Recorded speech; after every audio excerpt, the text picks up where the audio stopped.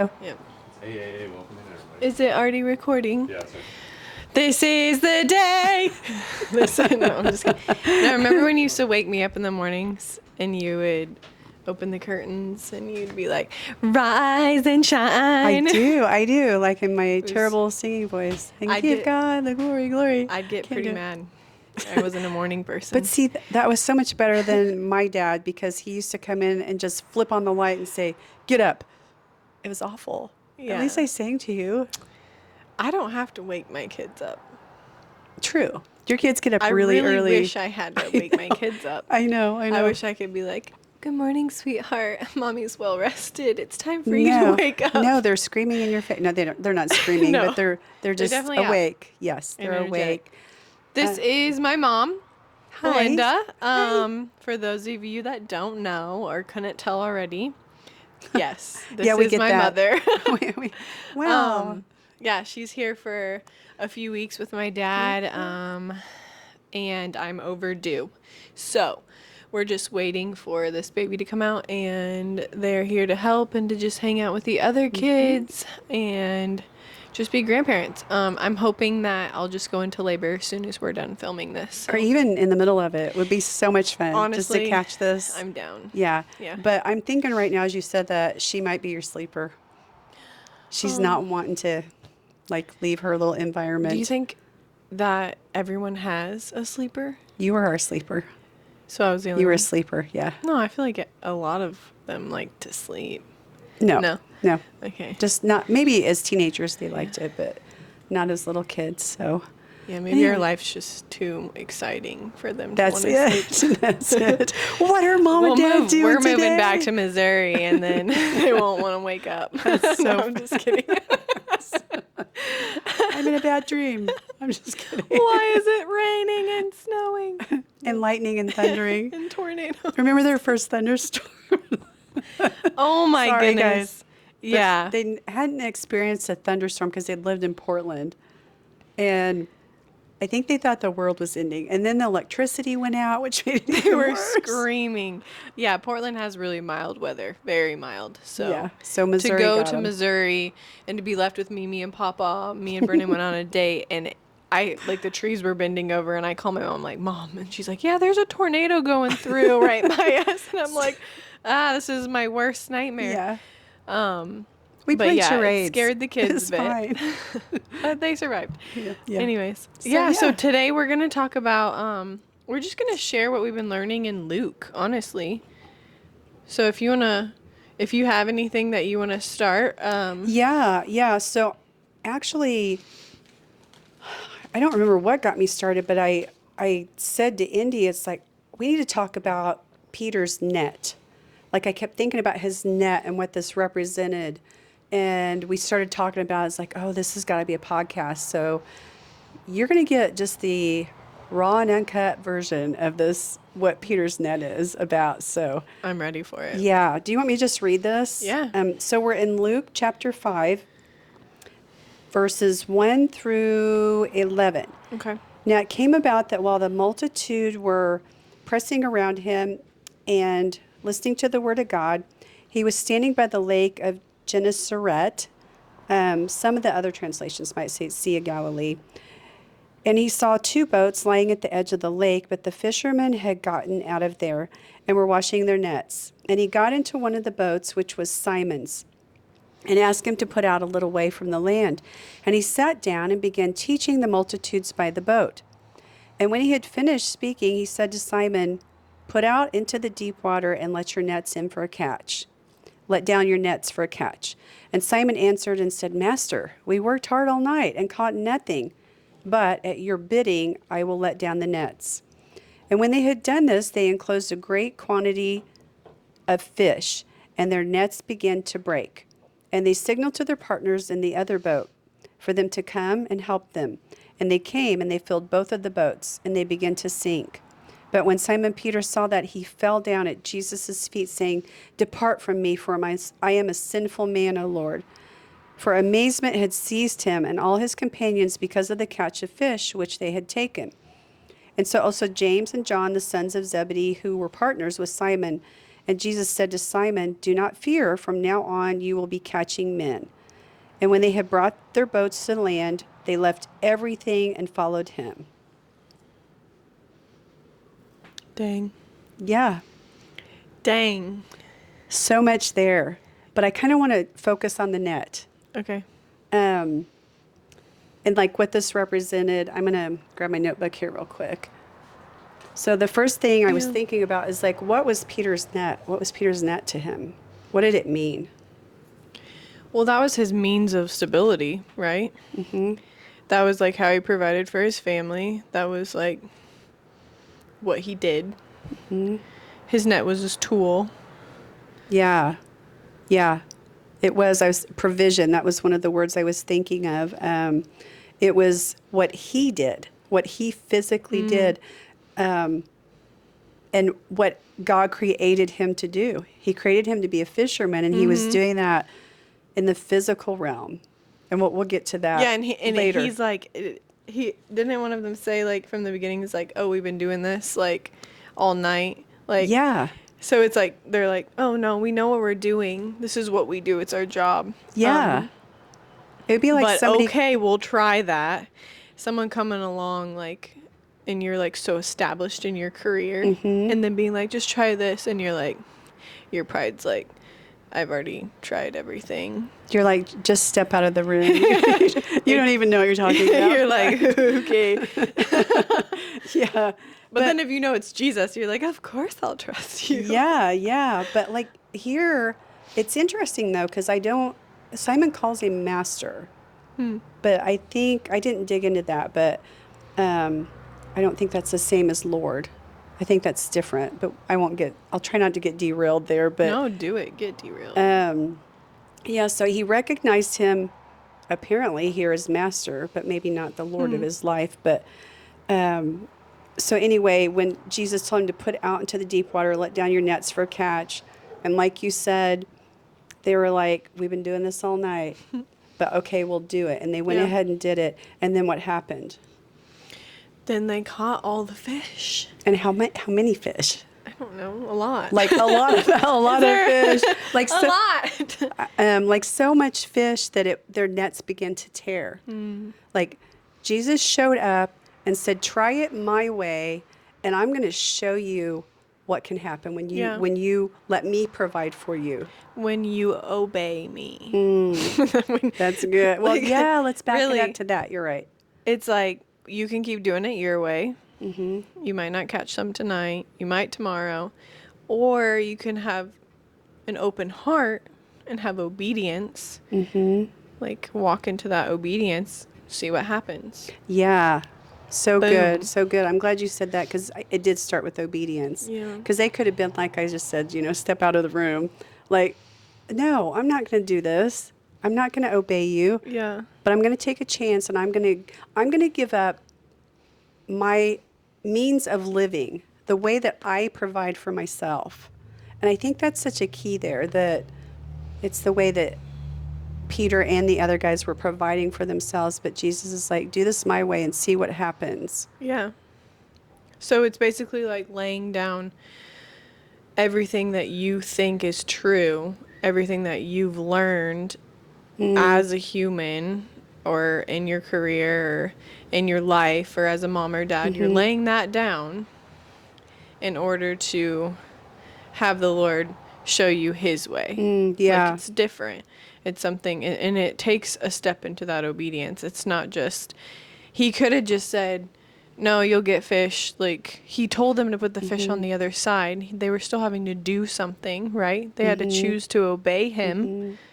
They had that choice there. Yeah. They could have told him no and been like, no, we already tried. Yeah, that's we so already good. tried. No.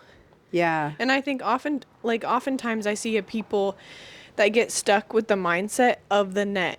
They're like, wow, look at all the success I have because Jesus told me to move my net to the other side. Yeah. But then they stay in that spot and the fish become the idol instead of learning the obedience lesson. Say that again.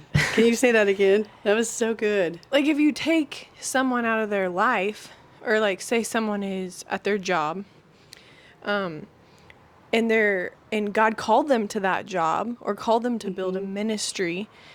And they're getting a lot of fish from it, and they're seeing all the numbers or like the salvations. Yeah, they're seeing all the salvations or just the numbers of heads and all this stuff. But then that becomes their idol instead of the first thing that Jesus spoke, and it was obedience. Like, hey, pick up your cross and follow me. Or just that pure, true bliss that you get from the Father calling you to do something and you saying yes and stepping into that. And then that can change. That changes as you go. Like, so you have to hear the Father's voice in order to be navigating down that path of where he wants you to go the whole time. It's not just this ministry numbers, and then you're idolizing those numbers and the ministry or how it's built and all this stuff. He wants us to just be listening to him throughout it. Constantly. Yeah. Yeah, constantly. Because He's the builder. Yeah, and we have to be listening in order to hear when he says shift, and that shift is going to maybe look and sound crazy to people. I mean, I'm kind of, as you're saying this, I'm thinking through the Old Testament, and I didn't study it, so I'm going off the top of my head, just of some of the crazy things, like even Abraham and his son. I'm sure that looked crazy to people, you know, especially Sarah. Here, what? What are you doing? And then like Moses, like he was disobedient towards the end of his life when he struck the rock because he was so mad at the people, and that was disobedience because God didn't tell him to strike the rock. But he like, went. It'll still get the job done. Yeah. It'll still get the job done, right? That's what his like fleshly human mind was thinking. Yes. And then he was mad, had his flesh stuff, struck the rock. And it's like God's like, no, I'm just looking for your obedience, man. I know. Like I could have used anyone else. Yeah. Dang. That's so important. Dang. Yeah. You think you're special? No, I'm kind of feeling the Holy Spirit all over that little section. I'm being that obedient, even when it doesn't make sense to us, which takes us back to this because it didn't make sense to these guys. Yeah. You know? Or it's like the verse in Esther that just keeps coming up this week. I'm telling you. What is it like? Where basically God calls Esther, and he says like, you and your family will, what is it? I wish I could find it. You and your family, like you can save the Jews, but you and your if you choose not to, you and your family will perish. But because I will send someone else, basically. Yeah, yeah. Why can't I remember that? I have it. Yeah. Somewhere. But it's just all throughout the Bible that we have a choice. He gives us his hand, and we have a choice to take it. That's so good. So kind of going back to what you were saying a second ago about not getting stuck in that first, or maybe not first, but the provision. You know, here I'm calling you to do this, go this direction, and you stay there. Yeah. So I was actually looking up net and the meaning of net, and I want to read this to you. And I didn't write down where I got it, so you just have to trust me. I found it somewhere. It said anything thrown around one to impede his actions, like a chain, a garment, or a net for fishing. And I know we're talking about a net for fishing, but then it got me thinking, like, what can a net do? It can catch and provide, or it can impede, and we can get tangled up in that net that was originally meant for provision, but then it becomes a stumbling and entanglement for us. Dang. Yeah. Say that again. I might try to say that again. Say it. Say it. Okay, so a net. I'm just kidding. Don't. I'm ready. No, that was so good. Yeah, so it can catch or impede. It can provide or entangle, basically. Basically, the flesh sucks. Man, basically, man, we're flawed, unless we're walking in obedience every day. So, I mean, we're still flawed, but you got to walk in obedience daily. or you can get tangled up in that net. And I think even like daily, yes, but even moment by moment, like Yeah. I'm seeing more of when I am obedient to that still small voice, when he says, hey, go talk to this girl and tell her that I have her heart in my hands and I'm going to take very good care of it. And I don't sit back and go, did I make that up? Or Yeah. are you really want me to do this? I don't even know that girl. But then I go do it. And it was so meaningful because she needed to hear that word from somebody else. Or even the simplest, like, could even be so simple. Not even like a word of knowledge or a prophetic encouragement. It could be something even more simple. Like, wow, you look so beautiful today, and the Lord sees you. Like, it just, even if it's that, like, simple, that can completely turn someone's day around. Yeah, and that's so and good. hear, like, oh, God sees me. Like, I haven't heard about him since childhood. Or just, there's so many things that we get so selfish about in the daily, where it's like, how do I feel? Or really, honestly, it's always like, how do I feel right now? Do True. I feel like talking to them? What if they're going to talk for a long time? Or I've got to Yeah. go out the door for this, or I got to get here for that. And oftentimes we just sink back into the selfishness of me and I, and that's disobedience, honestly. Yeah. So bringing it back around to like obedience and the net. And so a question I would ask then, if we're looking at what's your net? Like, what is your net? What's your net in your life? Is it Are you referring to provision again? provision, Okay. or even like depending on like whoever is listening to this, like your net could be, I'm a mother. I'm a stay-at-home mother. This is what I do. And that's probably a wrong direction to take that. But I'm just, because like when you don't work outside the home, but you're doing work in here. So he might call you to change the way your day flows when you think you have it all lined out. Yeah. But he wants you to make a little shift because he knows that person's going to show up and needs to talk. So even being obedient in your motherhood role makes a difference. That's so good. That's true. Because if you're not even obedient in that, then yeah. No, because oftentimes we do think of it outside of the home. You know, you got to Yeah. be obedient within the confines of the home. Yeah. And be like willing to hold that day with an open hand. Yeah. I think that's key what you said with an open hand, because you've heard me say this for years, because I loved Corey Ten Boom, and she talked about holding things with an open hand, and that meant so much to me when I was a newer Christian and reading classics and things. And I felt that way about our farm, the house that we built. It's like, Lord, I'm just going to hold it with an open hand and just be blessed with whatever you give me, and be willing to shift Yeah. with what you call us to do. Because I want to be like Peter here. I want to be willing to go, okay, I walk away from all this. So like at the end of this, it says in 11, Luke 5:11, and when they had brought their boats to land, they left everything and followed him. They didn't have a backup plan. It wasn't like, I'm going to go work part-time at the coffee shop just in case I need some Yeah. cash while I'm following Jesus, you know? No, that's true. And when you're leaving everything behind, that means you don't know what's to come. And that like brings me to Luke 9:58. And Jesus said to them, foxes have holes and birds of the air have nests, but the Son of Man has nowhere to lay his head. And that like kind of goes into the cost of discipleship. Yeah. Like the cost of following Jesus is you don't know. Like you can plan, but you're not supposed to.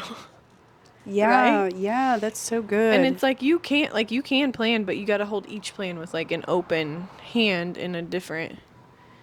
You got to wrap your head around, hey, it's not about me. I have laid my life down. I have to pick up my cross daily, and I have to choose the unknown. I have to choose to be yeah. that vessel for him. I'm so glad you brought that up because side note, I think it gets taken out of context a lot. Consider the cost, and people apply that to, we're going to build a new building and we need to consider the cost, which, yeah, that's not a bad thing. But this is talking about the cost of discipleship. I mean, look at what they went through. We shouldn't expect to follow Jesus when he says, well, first of all, he shows, I got to back up. So, signs and wonders. That was kind of a sign and a wonder that they got all those fish.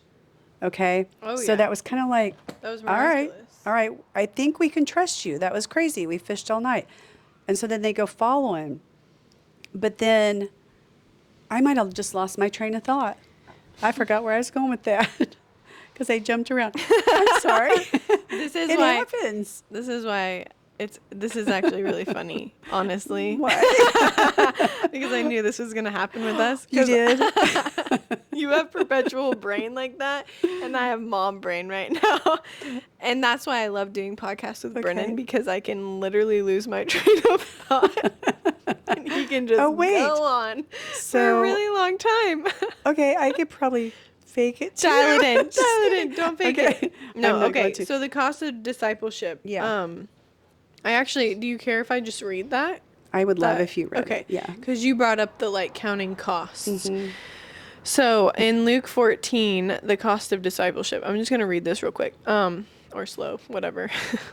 Whatever my mouth. I tend to talk a little slow too. Well, you are about ready to birth another Anyways, human. Talk I get as slow out of as you breath want. quickly. Now great crowds accompanied him, and he turned and said to them, if anyone comes to me and does not hate his own father and mother and wife and children and brothers and sisters, and even his own life, he cannot be my disciple.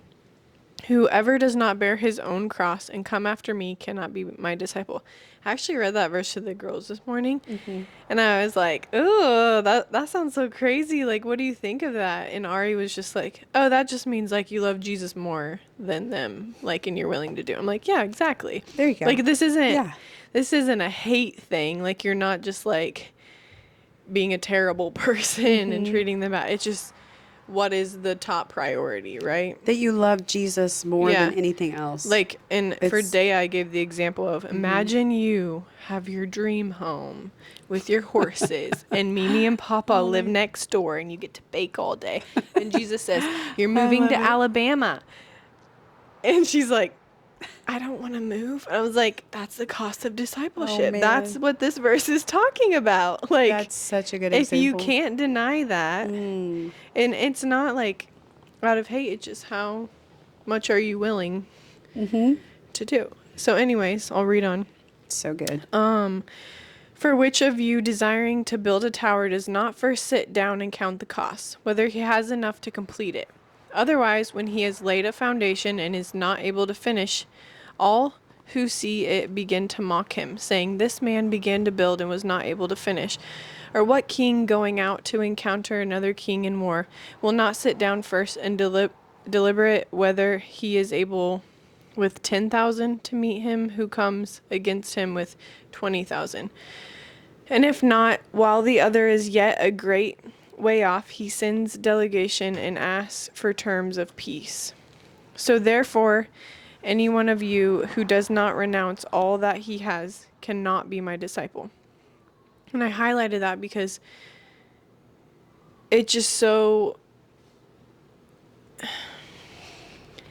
if you're not willing to renounce all that you have, you cannot be his disciple. Like, that's thick. That's some heavy stuff.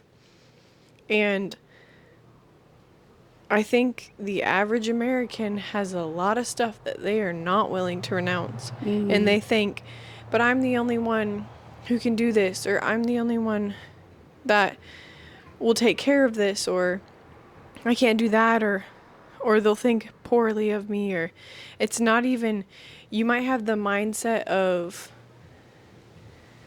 they need me and my compassion, but God might be trying to do something for those people through someone else. And so there's just so much that we can't see with our eyes that we have to be so willing to just accept that the Father knows best in every situation, even if we look terrible, and just trust. We have to,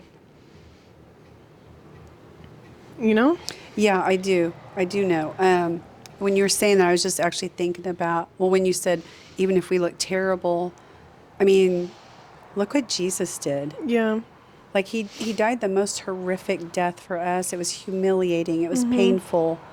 And I think that goes along with considering the cost. I feel like we should have a checklist for people that want to follow Jesus. Like, Yeah. here, are you willing to leave everything, leave your family, leave your Yeah. friends?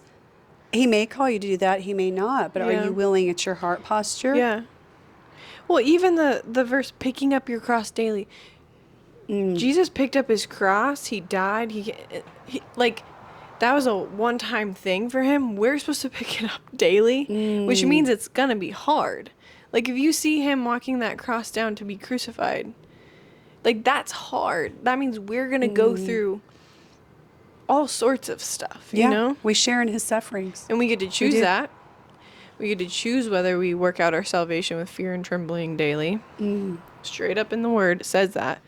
Or we can be lukewarm Christians and do the right thing and have good conduct and be moral people.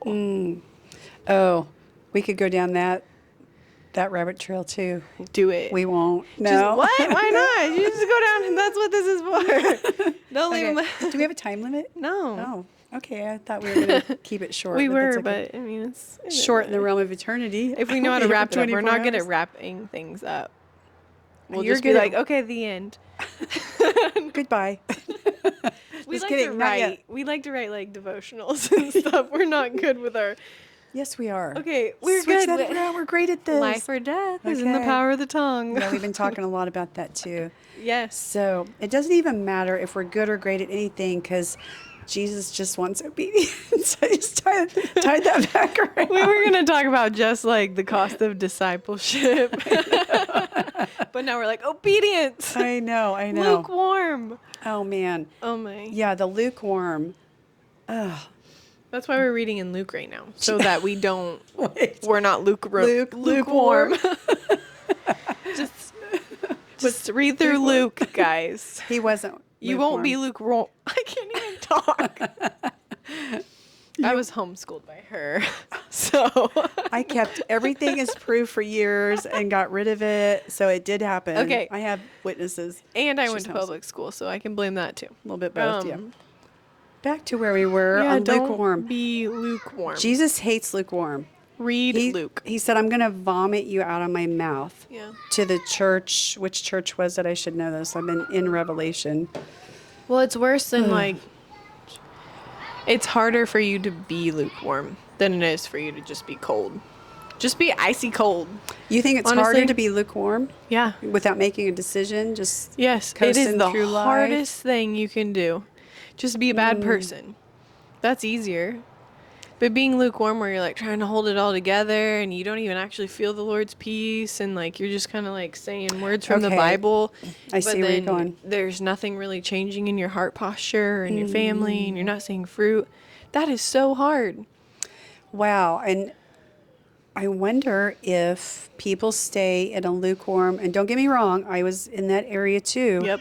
for a while. Not like You're really, Yes. you're really loud over there about that. Yeah. I was too. That's why I feel like people can talk about these You're things like, that have amen. been through Yeah. it. Yeah. Like I was there. So I'm thinking this out as you're saying it. Lukewarm, I think, could be or could have a root of fear. Because your fear of the unknown makes you stay in a safe lane, on a safe what you think is safe. You're actually safer jumping out and doing what Jesus wants because you know that anything that you do cannot fail. It can't fail. Your hands, your are in His hands. Your times are in His hands. So you can go do anything that He's called you to do because it's going to come to pass because He's called it. You know, there should not be any fear. Yeah. We might suffer. We might get hurt. We might get thrown into prison. Paul was always getting thrown into prison. Yeah. Paul was real mouthy You know, I you w- get in trouble all the time. I'm I'm s- I'm thankful I'm stubborn. I know that that isn't great for everyone around me, but I'm thankful that I'm stubborn because my mindset's more of I wake up with like a mindset of I'm a soldier and soldiers must endure hard things in order to complete the task. That's good. And that doesn't take away from the peace and the joy that I get when I wake up. But the way my mind just thinks about that, it's like, this is what I have to be. Yeah. Not in a burden way, in a surrendered way, if that makes sense. Yeah, that's really good. Yeah. I don't know. And when I have that mindset, it's a whole lot easier for me, honestly. Because then whatever happens in the day, it's like, oh, that's not a big deal, you know? Well, that saying I used to say when you guys were kids, is it important in the realm of eternity? Is it, you could even say, if this is a little blip in the realm of eternity, does it even matter? I know that kids hated that, but it's true. It's I would truth. roll my eyes so much at that. So much eye The- rolling in the yeah. household. But I love it, and now I say it to my kids. And they roll their eyes. I'm like, now. what does that even mean? I'm like, we're in eternity now. Eternity starts right now, Yeah. whether you like it or not. If you're a Christ follower, you're you're stepping in, and the kingdom is at hand, and you're in that now and forever, and you're gonna get to be with, like, you are with Jesus now, and you will be with him, like, face to face later on. Yeah. But a lot of people think of it like, I love Jesus, I know of him, and then I'll get to be with him someday. Oh, good point. Good point. I'm going to look up a verse real quick Yeah. on, you said endurance. And I was thinking of the verse about who first he endured the cross. Was it? I feel like it's who for shame endured the cross, but I don't know if that's right. I don't know. It's talked about Jesus's endurance. So why would we not endure things here on earth? Endured. If I could spell, I could probably find it quicker. Endured the cross. Sorry, guys, this is an awkward moment. Can you give me some background noise? Oh, it's Hebrews 12:2. Let me find. Ooh. I'll look that up too. Okay. I'm trying to find Gotta it. love me Hebrews. Not in some strange translation. You want my Bible? You said 12:2. Yes. Here it is. Oh, joy. Fixing our eyes on Jesus, the author and perfecter of our faith, who for joy set before him endured the cross, despising the shame, and has sat down at the right hand of the throne of God. I can't believe I couldn't think of all that. But so when we are enduring here on earth those things, I feel like this is what we're supposed to do: fix our eyes on Jesus. He wrote our faith. He perfects our faith, and as we're walking out and enduring the hard things, like walking away, like Peter and the disciples did, they walked away from their livelihood because they put their complete faith and trust. They had radical faith, and as they did that, he went on to write the rest of their faith, perfecting their faith as they followed him. Wow. So Jesus did this because of the joy set before him. He despised the shame. So the same thing for us. We think about the joy set before us. Think it's okay to despise the stuff that we're going through here? No. You know? You you rejoice, in the fiery trials. Like, you just, like, don't be, what is the verse about? Don't be surprised when the fiery trials come. Yeah. And rejoice in that. And down here it says, in Hebrews 12:4, Let's see here. It says, "Don't grow weary or faint-hearted in your struggle against sin. You have not yet resisted to the point of shedding your blood. And have you forgotten the exhortation that addresses you as sons? My son, do not regard lightly the discipline of the Lord, nor be weary when reproved by him. For the Lord disciplines the ones he loves, and he chastises every son whom he receives." Okay, which ones were those again? Farther down? 12, 3 through Okay, 6. that was good. So, yeah, it's going to be hard. You got to have a certain mindset. And that is follow Jesus, look to him Yeah. and everything. Yeah. And don't grow weary, you know?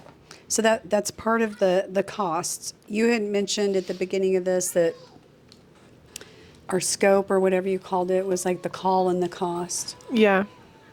Calling the cost. Yeah, so when we've been called like they were, and we've been called, and we choose to follow him, we consider the cost, and yet we're able to walk through this because he's walked through it. Look at what he did. Look at the cost that he paid. And I think these momentary light afflictions that we suffer here on earth are nothing in comparison. No. Not at all. And I don't want to talk like it's all gloom and doom. I feel like I need to bring that back around to how much fun and how joyful it is Yeah. to follow him. And when you step out and start being obedient, just like these guys, when he said, cast your net on this side of the boat, that he didn't do that here. He said, just cast your nets again. And they were blessed beyond measure. Mm-hmm. You know, they walked away from their livelihood, yet he blessed them beyond measure with probably that thing they were thinking of, this is my livelihood. I didn't catch anything all night long.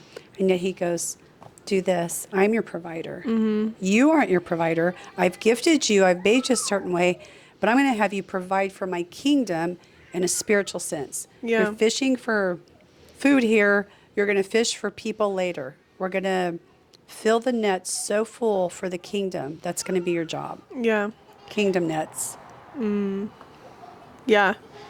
And it's like only they could really understand. At the time, they might not have fully understood it, but only they Yeah. could have, being able to walk with Jesus, fully understood the spiritual aspect of it. You know, like if Yeah. you'd taken anyone that wouldn't have gotten to see the miracles and signs and wonders of Jesus or even walked with him, they wouldn't understand that. It's like, okay, cool. Like, Yeah. Do you think that as long as you've been walking with him and as long as I've been walking with him, do you, if you can look back at the beginning of when you were a new Christian, versus now, and being able to see that, what's the word? I was going to say progression okay, of, like consecration, walk, yeah, sanctification. yeah. Well, let me think of how to ask this better. So, like you said, they probably didn't understand the full scope of it at the beginning. But you and Bryn have probably seen some fruit of your labor of walking with Jesus in the short time that you've been doing ministry together, right? Mm-hmm. And yet compare that to in the beginning, it was probably like, You didn't really see too much, you know? Yeah. I think it was just like, okay, I love Jesus. You didn't really see too much. But I think when we started seeing it was when we just were obedient and we didn't care about ourselves. that's That's when we started seeing it in all different avenues. Like, okay. And it was hard. Like, to us in our flesh, it was hard. And we went through a lot of hard things. But we did, in turn, see fruit in countless areas. Not even just with the kids. Like, people, jobs, lives, my family. I can't even put it all to words, honestly, the amount of fruit. And it stems back to the obedience thing. And that's why I can't really preach it enough. But obedience is, and that's not even in a like, this isn't in a bad father obey me type way. It's a, we have the choice. If we choose to obey, then it's beautiful. If we choose not to, our life is a whole lot harder. Yeah. Because we are doing everything for ourselves. So, Well, you said something there, like not in a bad father way. I almost feel like that's like a dictator Yeah. type thing. Yeah. Because, you know, depending on how your earthly father was or is, it could, you might make that connection like, do this, you know, it's all about rules and regulation. But Jesus gives us a choice. He said, follow me. And they could have said, no, I just caught a Yeah. whole bunch of fish and I'm going to stay here. yeah, thanks for the fish. Continue on. I'm going to stay right where this big catch of fish is. I've got everything I need. I have provision. I have lots of food. Now I'm going to be able to sell some of this at the market and have money for my family. Like they were almost presented with, he literally could have gone home, yeah, bought himself a new house, his wife some lovely things, had a great meal that night, and Yeah. been like, we're going to pack up and move to this other town because Yeah. it would be so great. And we have all these provisions now. But no, they still continued to choose to follow him, even though Yeah. that net looked different the next day. It wasn't a net and it wasn't fish. that was good. It looks That different. net looked different the next day. Which our net can change. That could be a whole other topic there. Our net can change. Do we have time to like maybe look at John 21 real quick? If not, Do your thing. That's okay. Take your time, preacher. So, as we were kind of discussing this, I was telling Indy that John 21, there's another instance of Jesus showing up after his crucifixion to the guys in the boat. And I love this so much. I really just resonate with Peter so much. This is John 21, 1 through something. We'll figure it out as we read. After these things, Jesus manifested himself again to the disciples at the Sea of Tiberias, and he manifested himself in this way. See, that manifested word is original to Jesus. There were together Simon Peter and Thomas called Didymus and Nathanael of Cana in Galilee and the sons of Zebedee and two others of his disciples. Simon Peter said to them, I'm going fishing. I can just hear him saying that, like, you know, Jesus just died on the cross and they maybe thought they were alone or something. I don't know. He doesn't know what's going on in his world. He's like, said, I'm just going to go fishing, probably thinking he's going to get out in the boat by himself or whatever. Yeah. And so they said, well, we'll come with you. Like, and I can see, like, I was just hoping for some alone time. you Yeah, guys. seriously. Yeah. No, here comes all his buddies. And that night they caught nothing. That sounds familiar, doesn't it? Oh, yeah. They caught nothing again. But when the day was now breaking, Jesus stood on the beach, yet the disciples did not know it was Jesus. Jesus therefore said to them, Children, you do not have any fish, do you? And they answered him and said, No. And he said to them, Cast the net on the right-hand side of the boat, and you will find a catch. And I love this. He was so specific this time, and I feel like he did that, like, as you know, let me just tease your spirit a little bit. Does this sound familiar yet? And he was more specific. He's like, because the first time he said, cast your nets out. And who knew where they threw them? But here he's like, cast them on the right side. He's like, I'm going to get even more detailed with you. Because I feel like, too, they were used to his voice, you know, and yet he's appearing in a little bit different form here. And he's like, cast it on the right side. And they heard that and they did it. And he said, I'm sorry, they cast therefore, and then they were not able to haul it in because of the great number of fish.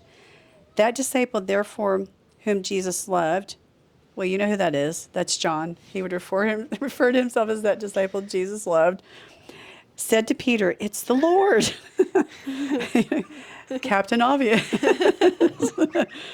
Thank you, John. Yes, thank you again, John, whom Jesus loves. I can't help myself. And so when Simon Peter heard that it was the Lord, he put his outer garment on, for he was stripped for work, and threw himself into the sea. But the other disciples came in the little boat, for they were not far from land, but about 100 yards away, dragging the net full of fish. And so when they got out upon the land, they saw a charcoal fire already laid, and fish placed on it, and bread. Jesus said to them, "Bring some of the fish which you've now caught."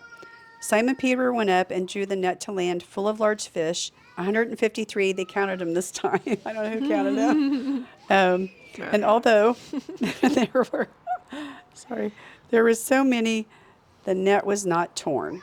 So there's so much in this section too. So they had the first example of really not knowing Jesus, and then having him say, "Toss your net out, follow me," and they did. Then they got to know him. In the 3.5 years, they walked along and were disciples, learning and seeing him doing miracles and providing over and over and over again for people, healing the sick, casting out demons, doing all the stuff. They saw all this. So now, how does Jesus come to them? It's almost like, "Hey guys, throw your net out." And then they realized who he was again, thanks to John. But what I also love is he already had food prepared for them on shore. It wasn't like, "Bring me that fish and I'll cook it for you." He already had a meal prepared for them. He provided for them, showed them again. This is before the ascension. He's leaving them again. So he provides for them again in the catch, and then on the land, he already had food for them. So I think for us, my point I want to make here is that when we choose to step out in obedience, this is what he does. And it may not look the same each time. This didn't look quite the same each time. Yeah. I know you have tons of stories like that. I do too, but I always think of when your daughters my granddaughters, were praying for, what were their specific prayer requests that one day? They were so random, but God provided. So we've been through times where, we just had enough money for rent and utilities. And so our food it had to be provided by God. And that came in many different forms, like the neighbors bringing a giant tuna over and us eating tuna for months, or like bananas, and then we would just get given a gift card and we'd go to Costco. But the girls were like, what was it? Ari was like, "I love corn. We never have corn. I'm craving corn. Corn's the best," and was going on about corn all day. And Dea had watched a show where they went and they tried all these different bakeries out, and they had this puff pastry thing. It was all fluffy and had like powdered sugar on it. And she's like, "Oh, I want that. I want to go on a date and I want to get that." And I didn't even know what it was. And I'm just like, okay. And that very night, one neighbor came over and handed us a bag of corn. I kid you not, a bag of corn. And a different neighbor came over and they didn't talk to the kids. This is just like us in conversation, like in our home. Another neighbor came over with a box of puff pastries with the powdered sugar on top, and they both. Oh my gosh! I don't remember like so if they much. sat down and prayed for it, but it's like God sees. Yeah. Like when you're living your lives just solely committed to him, like God sees everything. And for me as a mom, it's hard sometimes because I'm like, oh, we're not going to be able to afford this, or I'm going to buy them all these special things, or I want them to experience this or to be in that. And I'm like, it's all on me. But he sees them and he knows what they need, as long as we're like right in our hearts and in our obedience to him with how we treat our kids, how we raise them, like to all those little details. He's going to provide the things that they need, even the desires of their hearts, Yeah, that's so good. And that was such a, because there for a while I had to walk with my kids' safety, like at the forefront of like, I trust you, God, no matter what happens. I will pray for safety for them, but I trust you, and I can't let fear determine like what they do and all these things.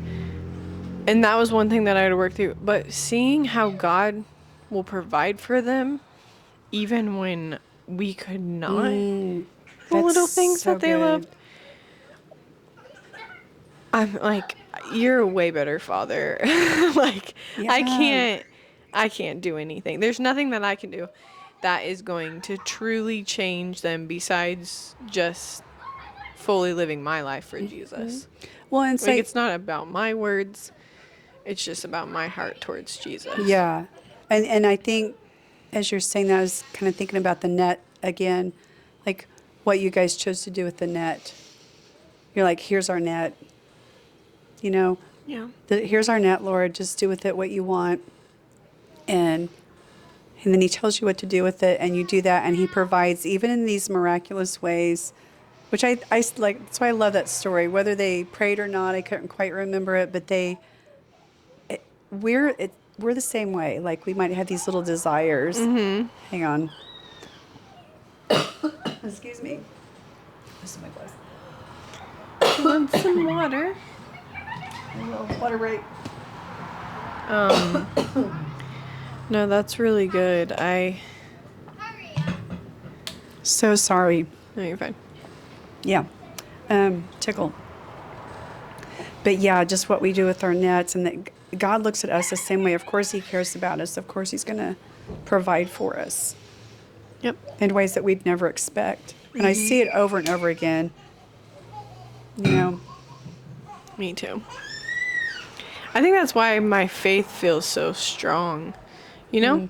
Doesn't mean like I don't get tripped up, but he's just done so much. Not even like good. There's been bad things that have happened, but through it so much change has come. Does that make sense? yeah, I think part of that too is like, that's how our faith grows. Mm-hmm. And I think True. his timing, he always provides, but his timing is like never our timing. No. Oh, You know. oh gosh. Don't get me started on I God's know. timing.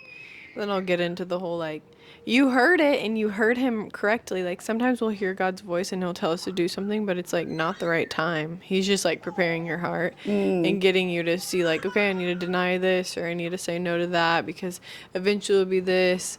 But then also being submitted to him if that changes, if he's changing it. Because there's different people that play a different part in things. So say you're coming in to build a church and dad's coming in to build a church and I am, and we are walking that out, but on God's timeline it's like way down here down the road. But for us, we just have to remember, okay, we're supposed to be building something for the Lord, right? But when and how and who's involved. You know what I mean? It's not just like, okay, let's do it. Where's the hammer? You know, it's like waiting on the Lord until he says, until he opens each door. Yeah, there's so many examples of that in Scripture as well. I always like to think of how, when you're thinking of timing, how all these puzzle pieces are in play. You know, Oh, that's so true. because it's like this person out here, God might be waiting on to step into this at this time, while we've had the call over here.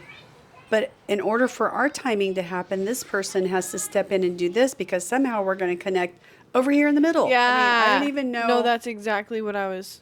That's Sorry. exactly what I was thinking. Yeah. Just like that. But then if that puzzle piece decides not to, then you're waiting for the other puzzle piece to come in. It's another shift. So it's like, okay, you just have to keep listening to the Lord and waiting on his timeline. Yeah. But yeah, with that, I think we can wrap it up. Yeah.